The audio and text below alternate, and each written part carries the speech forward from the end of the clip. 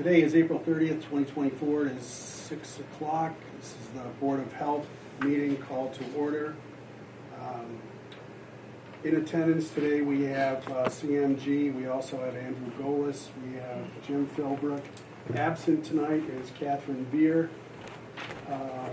Matt Gagner is calling in remotely, and he will be participating, so that if we do need to vote on anything or if there's discussion, he will be available. So, with that in mind, I wanted to read the remote participation policy for open meeting laws. To allow remote participation for meetings of town boards, committees, and commissions in accordance with the requirements of the applicable regulations, 940 CMR 29.10, subject to the following. Pursuant to this board's authority under 940 CMR 29.10.8. The board adopts the following policy, conditions, and limiting the use of remote participation. Prior to using remote participation, the chair and any subsequent chair, as well as any staff person assigned to such board, committee, or commission, shall review the requirements of the regulations with respect to remote participation, and Catherine? the chair or staff person shall ensure there is a functioning phone or computer screen with speaker capability in the particular room where the meeting will be held. The member participating remotely must be audible to all persons present at the meeting.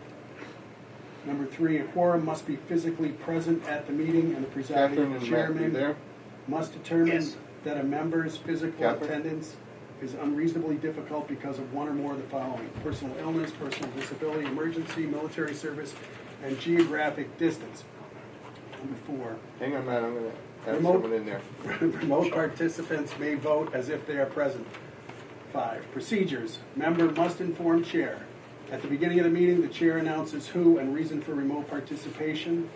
The remote participation shall be noted in the minutes. All votes must be taken by roll call. If an executive session, which we are not in, the member must state no one else can hear the discussion. Yep. Matt, you there? You're only getting one at a time. This vote and policy applies to all town public bodies that are subject to the open meeting law. The town can make bylaws or policies to restrict use of remote participation. Violations will be under the jurisdiction of the Attorney General. Full stop on that. Wow. All right. Catherine, I'm gonna merge you in with Matt. Okay. You there, Matt? Yes, I am. You there, Catherine? Yep. Okay, Wow, you both on. very good. All right, so we have both our other members. Sorry, I was getting more. That's all right. Hey, you did it all in 3 minutes. I wouldn't know how to operate that with what you did. Thank you, Matt and Catherine, for calling in. We have started the meeting several minutes ago. Catherine, so first off is the acceptance of prior meeting minutes for March 26, 2024. I do have a copy of the meeting minutes from 2024. It's signed by me and Matt. So I will accept a motion to accept the prior meeting minutes. Through the chair, I make a motion we accept March 24th minutes. March 26th.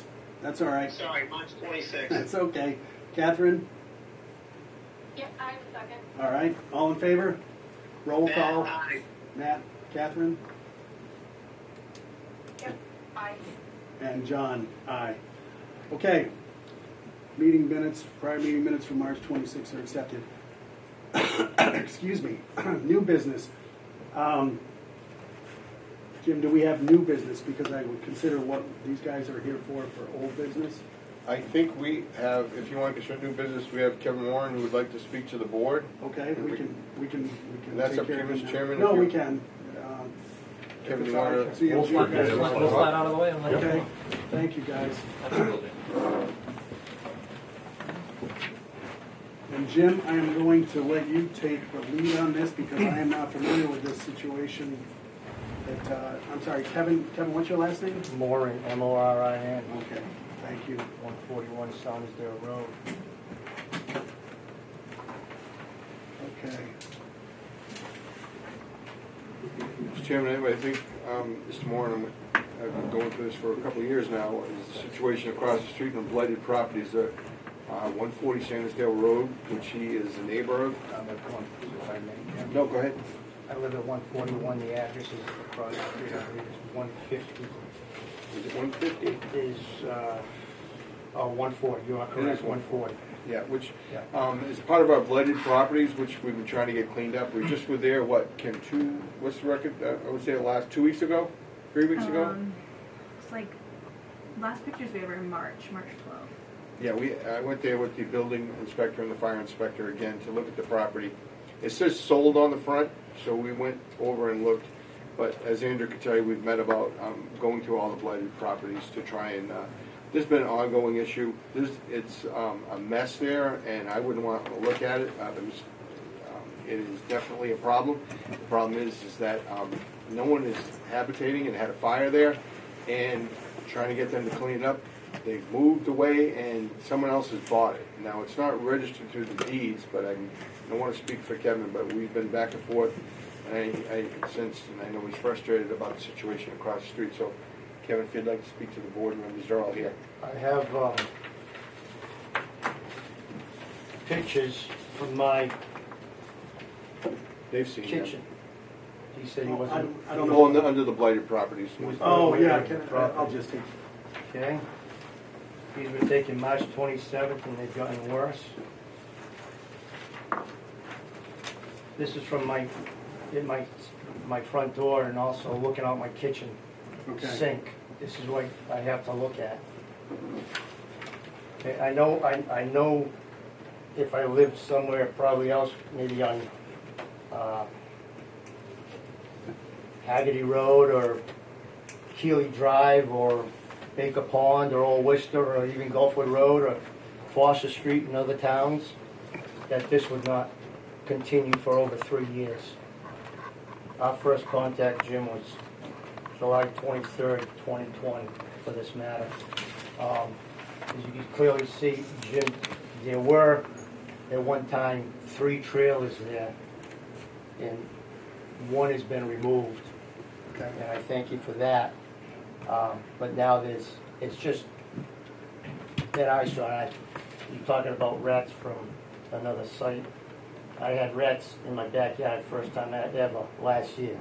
Okay, the fire happened July 18th of 23, and shortly thereafter, I believe the town notified the homeowner on whatever the deal was. I'm not sure what the verbiage was about it.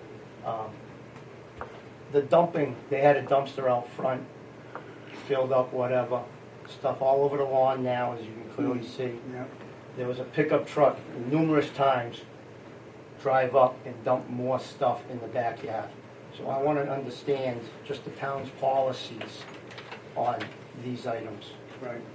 A situation like this, am I going to have to go through all summer with this? I understand there claims to be a new owner, but no one knows who that. I don't know, and it's. Oh, I do, but I can't say it on camera. Then And the previous person that owned the property that resided there has gone, they've left the area?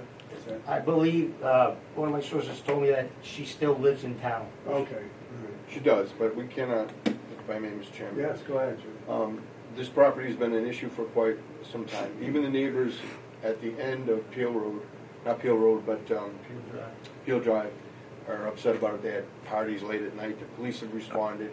But it's not so easy just for me to go in, and I can't personally clean it up. I've been after them. They've been written up. The prior owner has cleaned it in the past. They were having people live in trailers, having parties in the garage.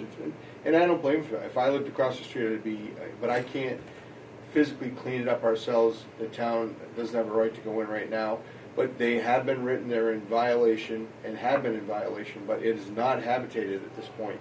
It is an abandoned property that has been sold to someone, and they've got to get it cleaned up, and they're going to be, as soon as the title passes, which was some problem with the title, then they're going to clean the whole thing. But they don't even have the right to go on the property. But it is part of our blighted properties, and Kurt can tell you, in the fire department and the police, we've been there many times, and it's for him to say that we treat him any different than we would someone else in the town is incorrect. We've done whatever we could on E. Bailey's Road. We've been trying for 20 attempts in court trying to get him to clean it up, and it hasn't happened, and it's been 3 years. So, and people come in every single day from that area, and it's down the street, and it doesn't matter where you are. The thing is, it's not who it is, what it is, but there are legal issues we have to follow right now, and right now we're tied up in where it's a transfer of sale. As far as doing enforcement, I've worked with Kathy across, in the assessor's office, with the building inspector and with the fire inspector. It is a blighted property, and the town administrator can tell you that we've tried to address that, and that is one on the list that we were going to give to the state. The board was not in favor of us going forward yet with the blighted properties issues, because this one was going to be sold and they're current on their taxes. So, but Kevin, I'm trying to do whatever I can. I've been there more than anyone else, and writing them up, but you can't write up someone who doesn't own it anymore, and it's in the legal process of changing hands. They just told me when I called them that it's sold. So we looked into it, but it has not been registered through deeds. But I will check on it tomorrow, and if the new owner's there, then I can really put the hammer down and say, listen, everything needs to go. The other, as you know, his daughter lived there. It wasn't her responsibility, it was his father. Subsequently, it passed away. She inherited it, and there were issues there too. Someone was still habitating it, but it's not that easy just to say clean up when they say they're going to clean it and you give them time and they still don't. So I can't go and clean it myself, but I can understand we have more leverage with someone buying it and redoing that. Whole property will be done over. It's just that it hasn't transferred title yet, but it has been sold. I understand that, but you know as well as I do that it could take quite a bit of time. It will take time. Right. So basically, with that being said, I have to live there. I have to look out my kitchen window and look at this health issue, because it is a health issue, and I believe the Board of Health is to take care of health issues in town, and that is a significant health issue with garbage and whatnot just dumped in the back of the house. You're absolutely correct, but there's a process to follow through the court systems. The only way to get them to clean it up is to take them to court. To take them to court, they're not the owners anymore, Kevin. It is in limbo. And the prior owner, when I met with him, he did try and clean up.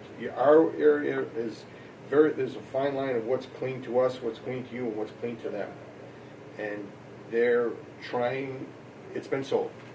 I know she still lives in town. She's the listed owner, but there was problems with the deed or whatever coming through. But it has been sold. They even have a sign on the front. This property sold. I don't think did you see the painted sign on the front? Sold in the window. I look at it every day. And I park in your driveway. I walk over there. I understand. The curb boys in the back aren't happy about it either, that they have to drive through that. We're working on it. It just, unfortunately, is not something I can snap my fingers, and I can't go on someone else's property and clean it up to the point only if the judge would order it and the town would pay for someone to clean it up. That hasn't happened to this point because it's been in one person's hands and the next hands. And her father was very forthcoming on saying, I'm going to clean the property and do whatever. But define what's clean and how they live and how you live are two different ways, and I understand that. But we are, as soon as that's been sold, and we have it on, I just was there with the building inspector and fire inspector, and for probably the 20th time, maybe more.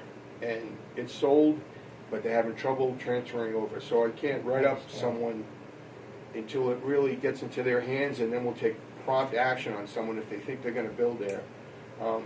It's just that they don't take the letters. She's not the owner anymore. I'm sure your camera showed us walking around on the property. I parked in your driveway. The building inspector is perplexed. The fire inspector is boarded up. I asked them to X the property, and they wouldn't do it,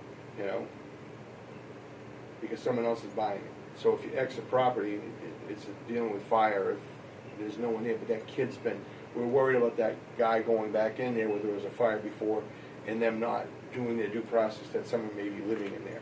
The fire was in the residence itself? It was on the right side. Yeah. Well, it was on the right side. It was a habitable room. Above the garage. Yeah, above it. Yeah. But he has a right to be frustrated. Kevin's a great guy. I've known him for a long time. He's been calling me we've been dealing with this for a few years now.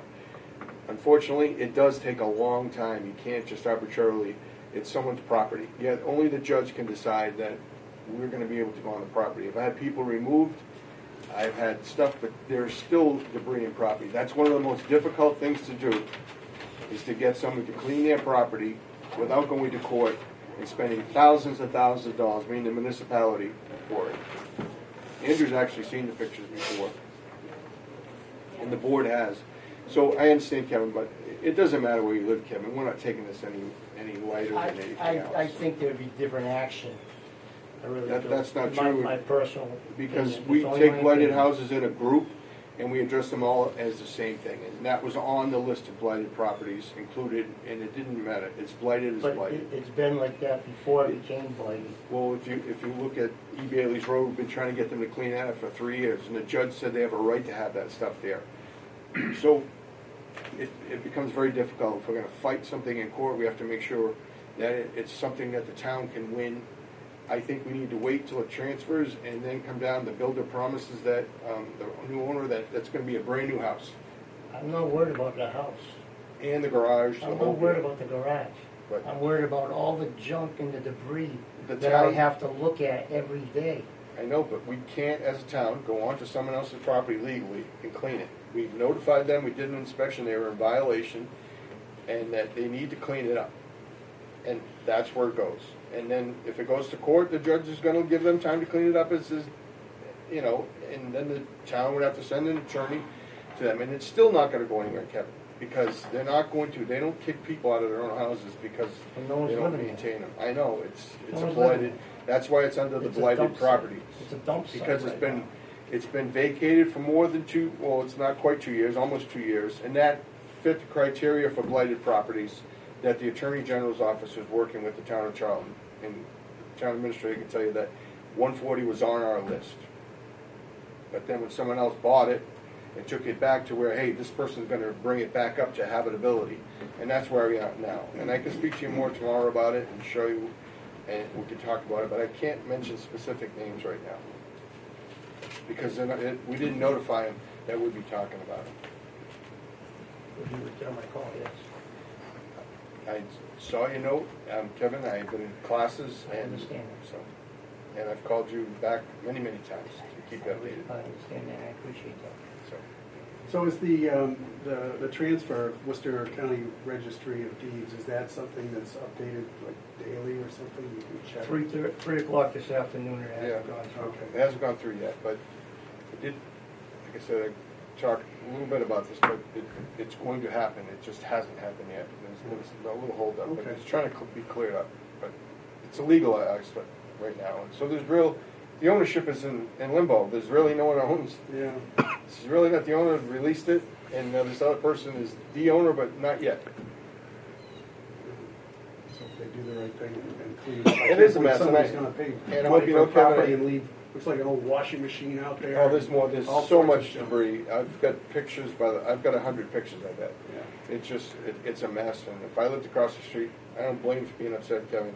It is definitely a horrible situation, so I'm doing the best that we can. It's not like we're trying to take it as a group effort with like a task force mentality, and that's the way we approached it. So the building inspector and the fire inspector have been out there? Yes.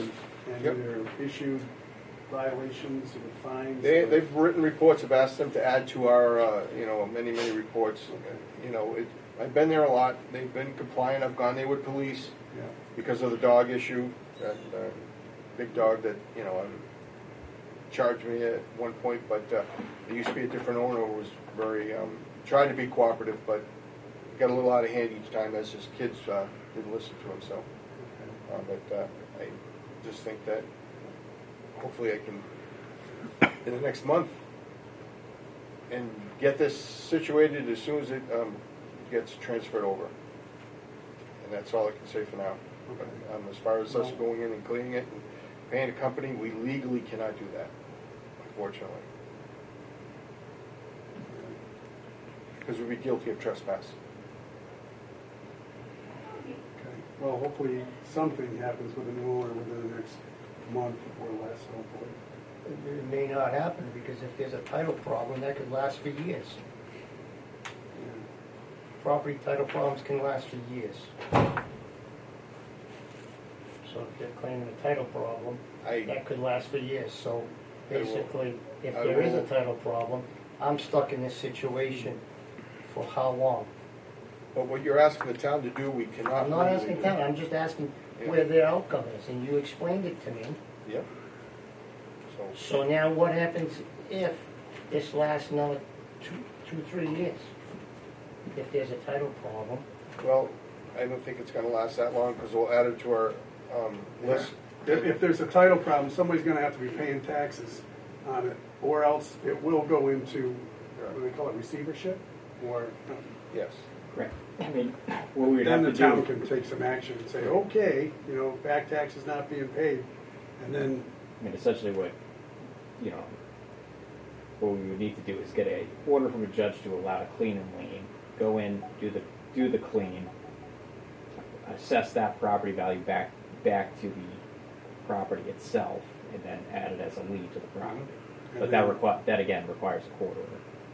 and probably some time, and then it has to get, Once you get it in court, I'm dealing with one issue. It's been 2 years now, and it's still not cleaned up. And as you know, they're good friends of yours. And I've been trying, we're here again today, and they're just upset as Kevin is. But Yeah. I do what I can under the law, and I've already been to court 20 times, and the judge felt that he had a right to keep things that way. So they provide leniency. So can't live there, but you certainly can store stuff there. So, and that's just another part of town. Just one issue of we've identified 27, Kevin. So, but I understand, and I will promise you that I will do my very best to get it done forthwith, legally, legally. and that's the problem. Yeah, thank you for your time. Thank you for Thanks, coming in, and No, I wish you thank good you. luck.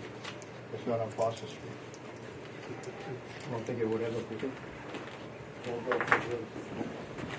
Okay, any other new business, Jim? Can we get right into CMG and? I'm all set. Excuse me. All right, so next up on the agenda is Flint Road landfill. We have Gary Magnuson and Bruce Haskell here tonight, our experts to talk about that. Do you want me to spread this out so you can know? It's up to you. Sure. Only if you're going to reference it. Leave that one out. Leave that one Okay. out. So, Bruce Haskell is here with Langdon. He's been helping us with the capping and the CAD, which is the document which will go to DEP. It's due the middle of this month. We did send a draft to the board to review. This is a copy of the set of plans for that, which are still in draft. Bruce is reviewing them. We're reviewing them. There are a few minor changes to be made, but nothing significant. The bid specs have been put together, or the specifications for the plan are put together. Stormwater design is done. So most of the work is ready to go into DEP. Bruce, if they have, what is it, 180 days for the Yeah, full so review? the actual due date for submitting this is May 20th, and our current permit out there, and obviously we could ask for just short extension if need be, but that's the date that's there. We should be able to make that unless there's some question that comes up. Right, so we have the pieces ready. Andrew's been very helpful. We do have a property line agreement in draft that the town attorney's working on, and Jim and I will work with the Jacksons and get that signed this week or next week. We also, at the same time, will work with the Jacksons on an access agreement because they do own land, all the land around that landfill on the downgrading side of the road. And some of the landfill debris may extend an inch or 2 feet over, or we may have to cut a tree, or we might need to do certain things for a silt fence and things. So we need an access agreement from them just to access their property. We'll take care of that. I have a draft of the access agreement here. It's pretty generic. It's one that Bruce has used before. So in regards to the capping project, the design is done. It will include a raised cap, as we discussed. It's as high as 18 or 22 feet higher than it currently is. It will come right to the road. We did find landfill debris buried We don't know if it's definitively under Flint Road, but we did test bits within a foot of Flint Road. We did find debris. So Bruce has designed a gas venting trench to go along the road to capture that, which will come back in and vent inside the property. So the reason for me having Bruce come tonight and to talk to you guys is just to give a general description of the project, talk a little bit about the schedule and the timeline for that, and then kind of move forward. We don't need a vote from you guys at this point on anything unless you want to vote on something. You've hired us, you've asked us to do this project, we're going to get it approved for you. It is somewhat of a lengthy process with DEP. Once we submit, they've got a technical review period and then a technical comments period and then a review period. So I don't know the number, but Yeah, no, I think the days, you have 24 days of administrative review, 70 and 72 days of first technical review, then you have to respond to comments, and then they get another 72 days to do that. So it's 180 odd days roughly. If we got a comment letter that said, answer this question, in the morning, and I turn it around in the afternoon. So whatever time that it takes to respond to those comments would build into that. So you're probably 6+ months Okay. out there Before we get we submit till we get a permit approval. And then once you have the permit, then you will go to bid and bid this project out to, there's only a few select contractors that are qualified in the state to do the work, 4 or 5 or 6. We'll work with Bruce, we'll put that out, and then you'll select a contractor. You'll have to make obviously a vote on that at that point. But the main reason to talk to you guys tonight was the fact that this is the plan we've always talked about. It does include raising the landfill. It does include bringing in soils under probably COM 97001, which would be mildly polluted, contaminated soils to go under this landfill and be capped. Very similar to every other landfill in the state. The design is very similar to your other landfill. The only difference is it's not going to be quite as steep. And that's essentially what's going on with the plans and the landfill capping component of the project. I think the only, the gas system was something that last time we were here, we were going to get authorization to do some sampling Yeah, I along remember there. that. We found a little gas migrating out there. So the gas system is intended to control gas that, right now there are no utilities in Flint Road in that location, in that strip. And if, in the future, if the town wanted to put a water line down there or catch basins or improve the road or whatever, this would protect against that out there. It would also deal with the edge of the cap. And the other thing is the store, the sort of drainage ditch along the, sort of created along the road there. That gets a little more formalized because the grade's getting raised along the road to get the water out to the back out there and things into a basin that's along the. It'll be an improvement. Oh yeah, be an Correct. improvement So, there. yeah, out there, so. DPW will be pleased. It'll improve that situation there that doesn't work great right now. Right. There will be an access road to come in, pretty much kind of where it currently is, around that end of the property. There will be truck traffic for an undefined period of time, bringing materials in, bringing fill material in to get the cap, the landfill up to the shape, and then bringing grading material for venting layers, topsoil layers. And so there's going to be a lot of truck traffic, but it's not ungodly. It's not a huge amount of material that's coming in here to make this work, and it'll be spread over a period of time. All those things the board will have some control over. Right. We get to the bid specs, you'll be able to say no more than X number of trucks a day or those kinds of things out there. That's not important for the DEP permit necessarily there, but it's something that we can have them put in place for that. And there'll be controls so when the soil's coming in to make sure that they don't carry soil off the site. There's dust, there's things like that aren't going to happen as the project's going on, and controls that the town can enforce through the engineers going to be on site out there too. It'll be a very controlled site, controlled situation. And then the timeline will be, once we get the permit from DEP, then we have to go get the town permits. We need a wetlands permit because we're working proximal to the wetland. We spoke with wetlands. They allowed us to do the test bits we needed to do. We will go to them, but we really can't go to them. We could maybe start a little early, but we have to get some DEP buy-in on this plan. Sure. Usually when you get that comment letter, you'll say, okay, DEP's okay with what we're doing here. Yeah. Now it's time to go to Yeah. conservation, because that's not a 6-month process. So that's essentially the landfill capping portion of the project.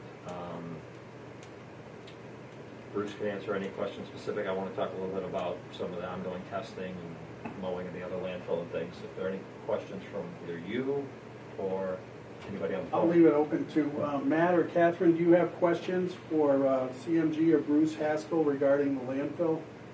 No, I did not.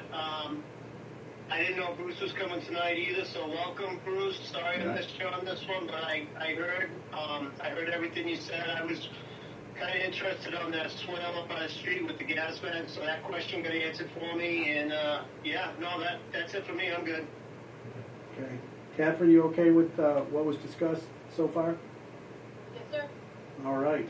So we'll move forward with submitting it by the 20th, May Yeah. 20th out there. If something comes up, we'll communicate back to you. Good. I don't foresee anything, but if something comes up, we'll communicate back to you as far as what that goes. When we get the final set of plans, we'll provide a cost estimate for, engineer's cost estimate for what that's going to be publicly bid out there for planning purposes and the like. But again, we've talked about some numbers before. I think it's still within those ranges out there, but we want to just make sure, these update based on what we have today out there. It's a little different. Good. So So Jim, next you'll be one. the signature on that. Again, you're the signature on the last permit, so we'll make sure that's available. It's all electronic, so we'll take care of everything. Good. Another step in the right direction to getting the old landfill capped. I like it. So just quickly on the PFAS testing of residential wells is progressing. We are up to 41, but we have not extended the radius in the last 40 days here. We do have a lot going on with the PFAS testing and the 2 DEP tracking numbers that we're working on. So one major change, I would call it an improvement that I got approval on today is, as you recall, we tested 54 Flint Road first. We found PFAS there. DEP issued a tracking number, triggered reports, tests, and everything. Then we tested 90 Flint Road. DEP issued a separate tracking number. They were very adamant. They wanted separate numbers for these. We now owe DEP what's called the Phase 1 report, which is a year from the date of that. We have to submit a report on all the information we have. We talked to DEP. Internally, we said we need to link these two numbers. They're the same issue. We can't differentiate between 54 Flint Road landfill and 90 Flint Road landfill. They butt each other. The 500-foot radiuses overlap each other all over the place. We do have a little higher levels of contamination in the uncapped landfill, 54, in the landfill proper, than we do in the other one. Same contaminants. We did some graphing to look at radar plots to see the types of contaminants to PFAS, and they appear to be very similar to 2 landfills. We're using those radar plots to hopefully make an argument that some of the peripheral testing we're finding is a little different than that. And that we're going to submit to DEP to say that we don't believe we need to extend the 500-foot radius because it's a different type of contaminant. It might not be from the landfill. So, but I reached out to DEP and said we want to link these two numbers together. I've been talking with them for about a week and a half on this, and I finally got a call back today. Said, yeah, we agree with you. Let's do that. So that saves the town gobs of money because now we're not that we're doing duplicative reports, we can cut them together. We were doing 2 tracking numbers. We're doing 2 status reports every 6 months. We're doing a Phase 1 report that's going in next week. We would have to do another one. So now they're all linked together. Cut your reporting to DEP costs, not in half, but pretty close. It'll also reduce your annual compliance fees. It's just a much better way to handle things. Thank you. So That's good news. Yeah, we had to try to cut things down a little bit. So that's good. The data's really pretty similar. The treatment systems are operating, removing the PFAS successfully. I'm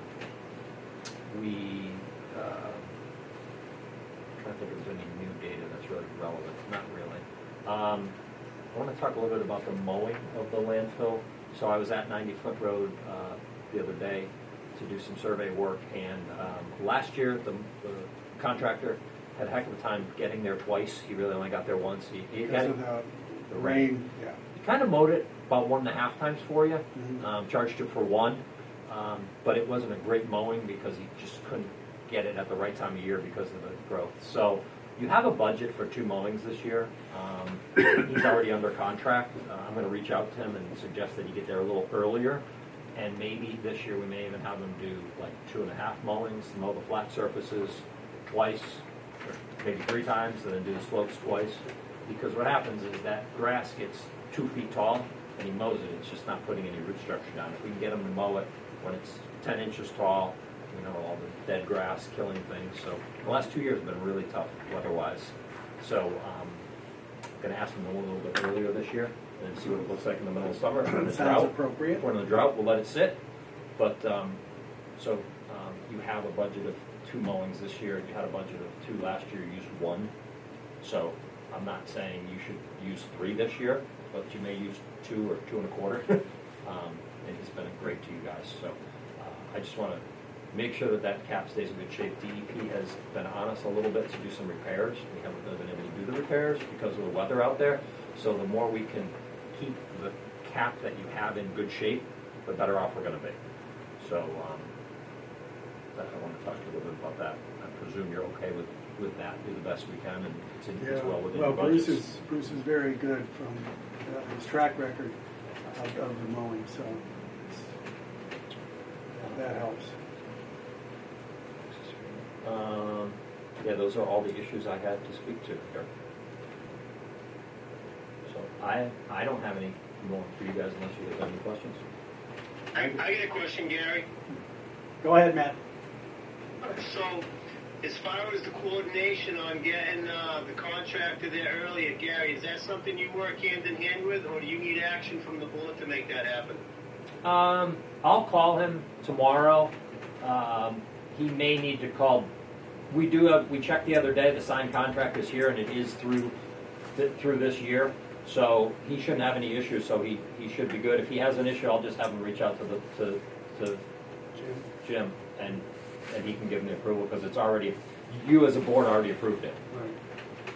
All right, so you're going to be the one that reaches out and gets the ball rolling, and if it's not rolling, just report back to us, and then we'll know that the ball's not rolling. Yeah, I'll call him tomorrow, and I presume he'll get right on it. Okay. Thank you. Matt, are your boys old enough to push lawnmowers yet? Yeah, they are. And then some. Okay. I'm just thinking for future reference, you know, if the grass starts going a little too fast up there. Okay. Catherine, anything from you? Nope, nothing for me. All right. Moving right along. Very good. Anything else from CMG or you, Bruce? No, great, thank you very much. No, we're good. As always, a pleasure to have you guys coming in and keeping us informed. good, yeah. They're drafted. Yeah, if you have any questions, if you look at them and have any questions or Is that for comments, Jim too? just let us know. That's, Let I us know. printed that here. We've got a nice fancy printer now, so. Fancy printer. Andrew, do you have any questions for us on this project? I'm good. Great. Again, Thanks. Thanks, nice to meet thanks you. for getting the Bruce, thank line you. agreement. Good to see you. Do you need, is there a specific time you need to come back to talk to us, or is it, I mean, I you've kind of think- been on call, I but, think put us on for your next meeting. all right. Put me on. And if we can talk a couple days prior, if you don't need me, I won't come. Okay. Once you guys, do you have your next meeting date scheduled? No, Are you going to do that tonight? you know what, we'll go ahead and do that now, before you leave, because, you don't mind. We'll take you out of order with your department. You've got Do whatever you reports. like, you're the boss. All right, so I would guess 4 weeks would probably be okay. So that's May 28th. May 28th. I should be available. What about you? I'm always available. I have no life. Matt, do you know if May 28th is good for you? Yeah, that'll be fine for me. Okay. So May 28th, tentative. Yeah. Should be good. Should be good. All right. Thank you, Gary. Thank you. Stay well. Thank you guys very much. John, can I make a comment about 90-foot road? Yes, of course. Gary's still here. Go ahead. Yeah, sure. It's yeah. So, anyways, over the years, the fire department has done different types of training. They've cut cars off, and they they do training every so often with logs and timber, where they take like a mannequin and they put the mannequin, which is a victim, underneath some logs, and then their team goes out and raises the logs and whatnot. And so the fire department reached out to me to see if we could do that. And I said, sure, let's throw some logs down and, save the mannequin, and I was on board with that. And we just came up with a location of where to do that. And as it turns out, I think we're going to be doing that up at 90 Flint Road, where the old fuel tanks used to be. So I'm just talking out loud of what actually happens up there and some of the stuff that the town uses it and whatnot like that, and just let the board know that, it's not just a landfill, but other things still happen up there that benefits the town, that's all. Yeah, okay, that sounds good. I mean, it's not near the line or anything, so, It's on a If it's just a flat- paved gravel parking area. yeah, Doesn't affect what we were doing at all. okay. Yeah, it's a one-day event. We Yeah. drop off some logs on a victim, which is a mannequin, and then they do their training, and then and then we go and we take the logs out of there, and that's the end of it. But yeah, I just thought it was kind of neat because we're talking about that landfill all the time, and just letting our board know, what's going on up there sometimes. That's all. No, it works for me. All right. Thank you, Gary. Thanks, Matt, for that. Moving on, we'll go to department head reports. Jim? All right, thank you, Mr. Chairman. We will be participating tomorrow in a health fair. We have a bunch of stuff. Kim, Andrea, and myself, Mary, and Michaela. Andrew can probably tell you, it's the town's putting on a health fair for town employees, just all your benefits and stuff at the library. So we'll be participating in that so we'll try and keep open as much as possible, because Thursday, Andrea's out, and Kim and I have training in Worcester until noon, so this department will be closed until noon on Thursday. Okay. We have a FEP meeting, and Andrew, that's where we put in the requests for all of our, restock all the supplies. They should get approved at the meeting on Thursday, so I have to be there for it. We need gloves, masks, we need to restock. I talked to Andrew about it, so that's all, that's all going to be replenished. Hopefully Thursday will approve it and get the order out. So How much of that material, Jim, is for the trailer? it's all going to go in the trailer. We work with the EMD, and also to store it in our trailer, it's leaking, and I don't want to put it in there because it's been confined too long, and it really wasn't leaking. It was because it was so hot, then so cold, so built up moisture, condensation Yeah. dripped. And thank God to the CERT team that checked it. I looked at it. It needs to be aired out. So a lot of the stuff is expired, so we need to get rid of it. So that's we're going to replenish that to make sure that we have it for anything else that may happen. So we did a call down drill today, and everyone did a great job. I had mine called back within 10 minutes, I think. Yep. I don't know if I... You were one of the first to respond from the town, so you beat me to it. So great job by everybody. We had 100% participation from Charlton. Good. Everybody, thank you, Matt, also. And so we did, and that's part of FEP for our emergency dispensing site. In case there is an emergency, we need to call everyone. Everyone's going to know that that's what it's for. So, and then Jamie Terry did that. She's our planner for the region. Mhm. So thank you for that. Also, we have 2 positions posted, full-time position for a community health inspector for our coalition, and half a position. So we're looking for someone for 20 hours and someone for 40 hours for a full-time job. That's posted, and we have quite a few applications already. So hopefully we can get interviewing soon. Also, that's, and we've been doing a lot of inspections, sending a lot of letters, like I just showed Andrew that letter for 140 Shenandoah Road that we were there, and I know a lot of people are frustrated and they think you can just snap your fingers, but just to go to court on that, it's about $6,000 for the town to spend on an attorney. And that may not solve the issue because they may not even hear it. So they have paid their taxes, no one's living there, trying to get it cleaned up. A lot of times when I send a letter, the people take care of it, and it solves the issue. We pay them a visit, and we're nice and kind, and what can we do to help you get this property back to where it should be? I know it's been a little long there, but it doesn't matter where you live. We take it all into, and I've been there probably so many times. We're just there, and I think in March it says there, with Kurt Meskis and the fire inspector. Captain Dennis Carlson to look at the situation and see what we can do on that side. But like I said, it's been in transition. But so hopefully tomorrow should be a good day. The health fair, we have lots of things to hand out from the Board of Health to people. It's for employees only and retirees also. So they will be doing that. And like I said, Thursday we'll be out, and hopefully we'll have someone to bring before the board to help us with our coalition, because the other towns, in lack of inspectional services, need that person to make sure they get all their inspections done. It's busy season coming up for camps. Kim and I attended a training today for update on the changes to the camp, because we have the specialty camp because of Camp Joslin, where they let student nurses do invasive procedures, so we'll handle that. But we have been sending out letters to, and people have been complying to getting their properties cleaned up. So it's just one of the difficult ones, unfortunately. So One and the other one on Bailey's. yeah, they're both, and that's I the other haven't. thing. I drove down that one there.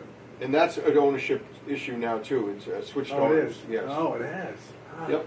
Who So- would buy it with all that junk on it? No, it's been given to another family member. So. Oh, So- okay. Well, maybe it can't get any worse. I hate Yeah. to say So it. hopefully, and I can understand people get doing the best I can without trying to spend taxpayers' money needlessly, Right.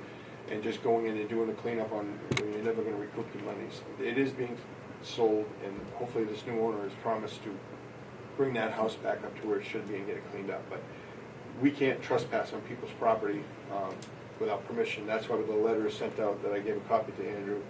I literally have probably 100 pictures from the property. It's a mess. So, but it's about all I have for right now, Mr. Chairman. All right. And I'd like to also thank Catherine while I am here for her time that she served on the board, and you'll be missed, You Catherine. beat me to it. Catherine, thank you very much for stepping up for the past year. We appreciate your being a board member. You guys are too kind. It was really a great learning experience for me, and hopefully give it a couple terms, and hopefully in the future I'll be able to join back up again if there's a spot available. Just school seems to be coming ahead in my future, so hopefully I'll come back with a little more knowledge and be able to join you guys in a couple of years. Yeah, I know you're a busy lady. I was admiring how you were able to do everything that you do with your job and your home life, and then take this on at the same time. So thank you. Thank you very much. Thank you so much for allowing me to work with you guys. All right. All I have, Mr. Chairman. Okay.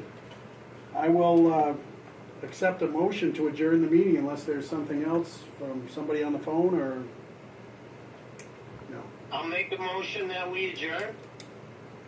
Do I have a I'll second? Second. All in favor? Matt, aye. Katie, aye.